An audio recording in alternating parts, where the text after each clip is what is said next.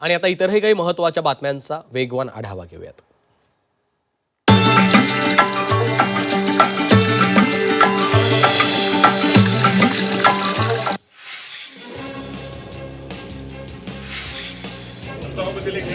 इंदापूर तालुक्यातील अंगणवाडी सेविका आणि मदतनीसांनी कृषी मंत्री दत्तात्रय भरणे यांच्या निवासस्थानी त्यांचा सन्मान केला. यावेळी महिला अंगणवाडी सेविका आणि मदतनीसांचा मोठ्या संख्येने उपस्थित होत्या. या कार्यक्रमाला जिल्हा परिषद सदस्य तसंच पंचायत समिती सदस्य देखील उपस्थित होते.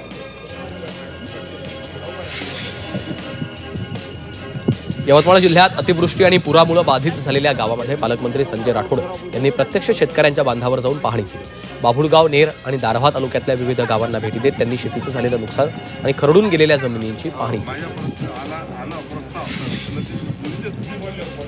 इंदापूर तालुक्यातील अंगणवाडी सेविका आणि मदतनीसांनी आपल्या विविध मागण्यांसाठी कृषी मंत्री दत्तात्रय भरणे यांच्या इंदापूर इथल्या निवासस्थानी मोठ्या संख्येने गर्दी केली आहे. अंगणवाडी सेविका आणि मदतनीसांनी आपल्या विविध समस्या आणि मागण्या कृषी मंत्री दत्तात्रय भरणे यांच्या समोर मांडल्या. त्यावेळी महिलांच्या मागण्या आणि समस्यांवर दत्तात्रय भरणे यांनी सकारात्मक आश्वासन दिलं.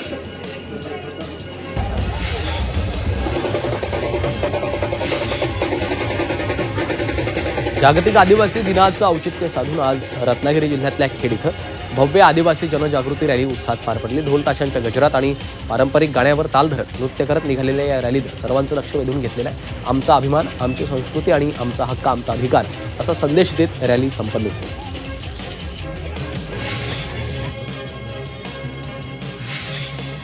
नाशिकच्या कळवण तालुक्यात 9 ऑगस्ट क्रांतिकारी दिनाच्या निमित्तानं चणकापूर इथं प्रशासकीय कार्यक्रम करण्यात आला. यावेळी हुतात्मा स्मारक इथं पुष्पगुच्छ अर्पण करण्यात आले.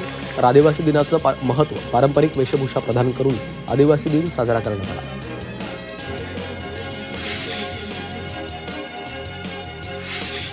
भंडारा जिल्ह्याच्या तुमसरमध्ये गॅस वितरणाचा बोजवारा उडालाय. गोबरवाही परिसरात शीतल गॅस एजन्सीमार्फत HP गॅसचा अनियमित पुरवठा होत असल्याने नागरिकांची मोठी गैरसोय होती आहे. गोबरवाही परिसरात गेल्या अनेक दिवसांपासून HP गॅसच्या अनियमित पुरवठ्यामुळे नागरिक त्रस्त आहेत.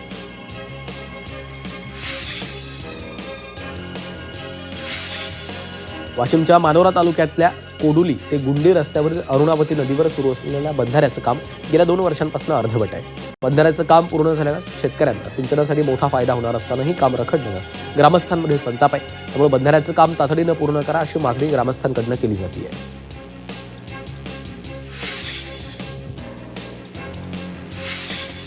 वाशिमच्या मंगरुळपीर तालुक्यातल्या शेलू बाजार इथल्या आठवडी बाजार परिसरात मोठ्या प्रमाणात गवत आणि झुडपं वाढल्यानं नागरिक आणि व्यावसायिक त्रस्त आहेत. दर बुधवारी भरणाऱ्या बाजारात मोठी गर्दी होत असताना देखील परिसराची स्वच्छता केली नाहीये. त्यामुळे गवत आणि झुडपं हटवून बाजार परिसराची स्वच्छता करा अशी मागणी आहे.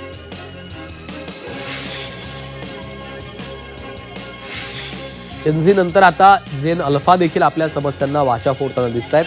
शालेय विद्यार्थिनींनी रायगडमधल्या रस्त्याची दुरवस्था दाखवली आहे. कर्जत कोंदिवडे या रस्त्याची अक्षरशः चाळण झाली आहे. प्रवाशांसह शालेय विद्यार्थ्यांना प्रवासात मोठ्या अडथळ्यांचा सामना करावा लागतो. याच रस्त्यावरून या विद्यार्थिनींचा हा ग्राउंड रिपोर्ट. तुम्ही बघू शकता. वाशिमच्या मालेगाव तालुक्यातील शिरपूर जैन इथल्या मुख्य रस्त्याच्या कडेला पडलेल्या मोठ्या खड्ड्यामध्ये दुचाकीस्वार पडून थोडक्यात बचावला आहे. या घटनेचा व्हिडिओ सोशल मीडियावर व्हायरल झाला. रस्त्यावरील खड्ड्यांमुळे नागरिकांमध्ये संताप आहे. मोठी दुर्घटना होण्यापूर्वी प्रशासनानं तातडीनं दुरुस्ती करावी अशी मागणी होती आहे.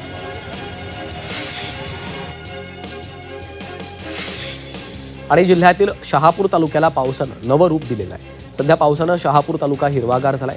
कसारा वाशाळा परिसरातून जाणारा समृद्धी महामार्ग निसर्गाच्या कुशीतनं जातोय. प्रत्येक डोंगर हिरवगार वस्त्र परिधान करून उभा असल्याचं दिसून येतं.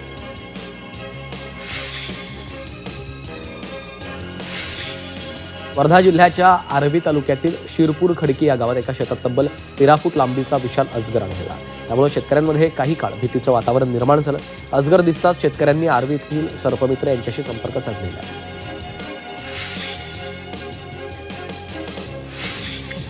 साताऱ्यातील माण तालुक्यातल्या लोधवडे इथं वृद्ध दाम्पत्याच्या घरावर दरोडा टाकलेला आहे. यावेळी आरोपींनी 2,60,000 सोन्याचे दागिने लुटलेत. पोलिसांनी 7 आरोपींसह एका बालकाला ताब्यात घेतलं. त्याच्याकडनं 3,70,000 मुद्देमाल जप्त केला.